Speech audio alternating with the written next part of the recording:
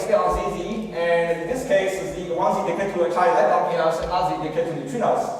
Perhaps I should point out, when we talk about electrons here, and we talk about electron and muons, and we know including cause because the nature of the difference in identification. So the signature of this type of events, shown here, this plot, is same in the axial emission distribution for electron and muon channel combined. Before the emission cut, you see a huge background from C+ jets and a cut of 80 GeV region, both of those, and left with signals on top. The top actually can be reduced by the jet veto. So after selection, we observe 78 events, and total background is estimated to be 41 or so. So we have a signal background ratio in this case is 1 to 1. Alright, so now it is success of this kind of standard model measurement which laid the foundation for the Higgs search without standard processes and from single boson top and to die bosons. And in general, we see very good agreement between measurement and expectations. So this measurement of validate our detect physics simulations and object reconstructions and foundations of the Higgs search. So now let me switch to the Higgs for the ground fusions for top loop triangle diagrams, because these strong couplings for the ground top and also the top mass is very heavy. So this diagram dominates the ground fusion diagram has way too large uncertainties. And vector boson fusion diagrams is also contribute significantly, shown here. Now keep in mind cross section.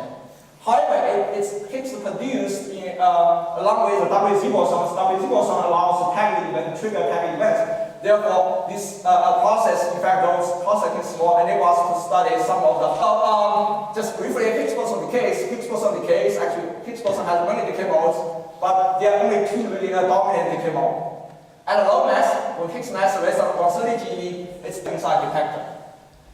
Above 135 GeV, Higgs predominant decay to WWs. WW, of course, is more stable particles, or jets. Unfortunately, neither of these decay modes are really ideal for the searches and for study. That's because deep decay mode is not down in the final states, and with pure SD jets, it suffers from large PCD background, and also jets without major jets as well as with major leptons. Depending on the events, so we can wait to identify those events. However, because we don't measure neutrinos, so we cannot do the full reconstruction. This graph shows the branch ratios, and you can see at the high masses and the dominant decay mode WW and ZZ, and really high mass we have top and well. At the low mass, you see it's very cloudy here because we have a lot of decay modes. I'm promising high mass resolution channel, high mass resolution channels. High resolution channels, which warrant Higgs to last December, on December 13th, Fabiola presented in details the analysis of Higgs to gamma and Higgs to ZZ to full, along with the mass region we're exploring and the main backgrounds, as well as expected signal events before the selection. As I mentioned earlier, the main background in many analysis that's incorporated at high jet multiples.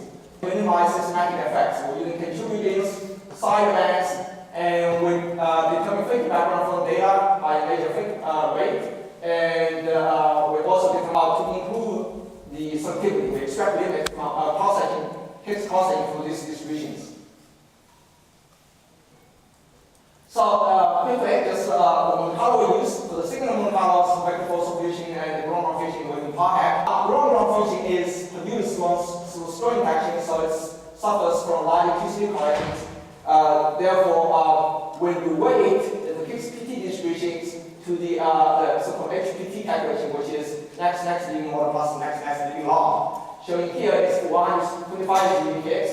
The black curve is before the weighting, and the red curve is after the weighting. You can see the significant change in the PT spectrum, which can change our acceptance for zero jet case about 50% or so. For the background colors, we're using a number of different generations. K to BB. Higgs BB has large branch ratios at the low mass, but it suffers a PCD background in the dominant ground fusion and the VDA production, because in the event there is no additional particles besides jet. The way take normalization from data and shape from colors.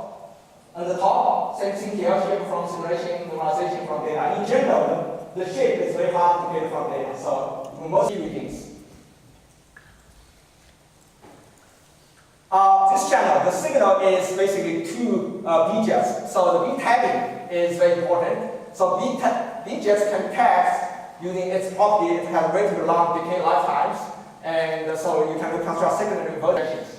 And now this is a curve, efficient curve, and determined from T-bar events, for T-bar events from simulations. We choose an operating point which have about 70% average efficiency for B-jets, with larger projection about the effect 130.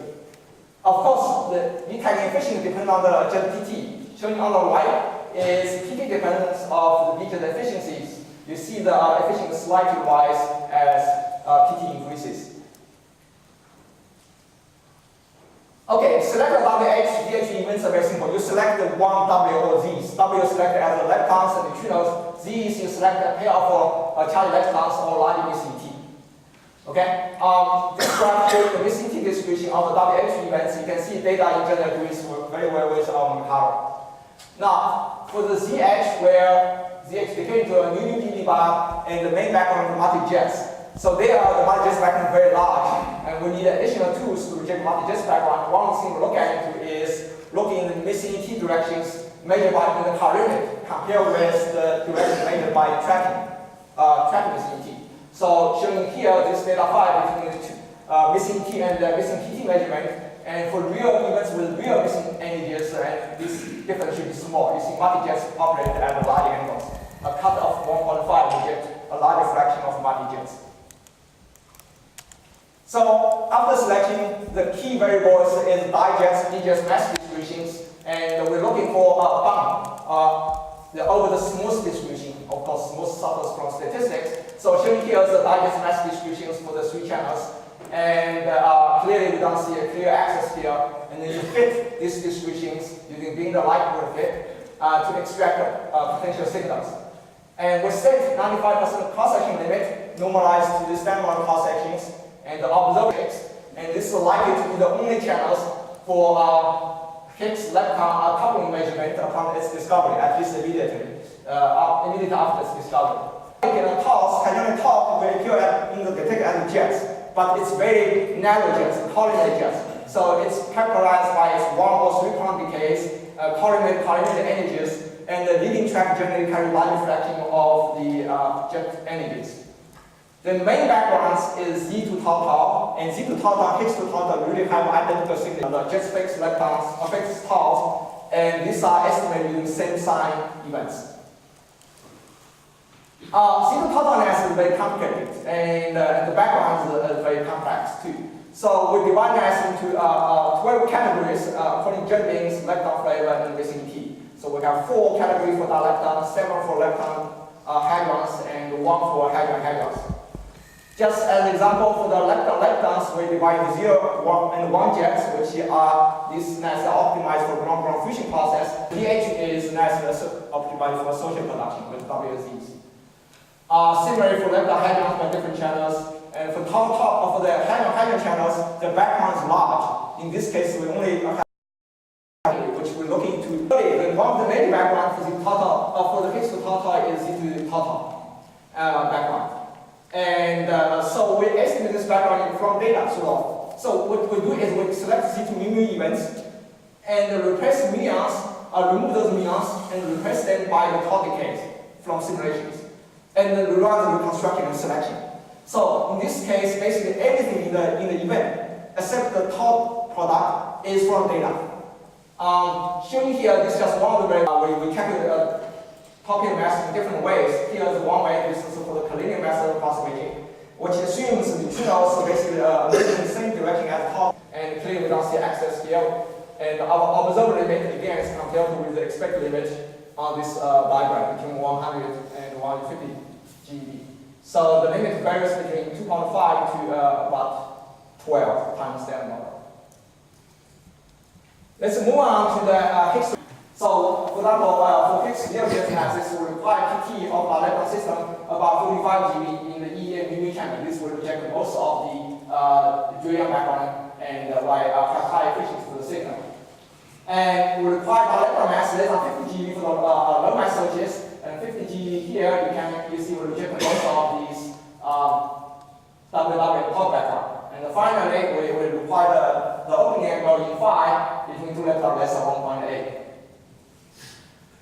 So after those selections, we still have backgrounds. Like these are in the background cannot be reduced to 0. So we still have WW top, and these backgrounds they have two in C case you have a isolated distant T, and also I boson. So finally, we're using NT, which is transverse mass distributions as discriminator. And this is transverse mass distribution after all selections for 0 to channel. This gives you some idea what our dominant background. Dominant background clearly is probably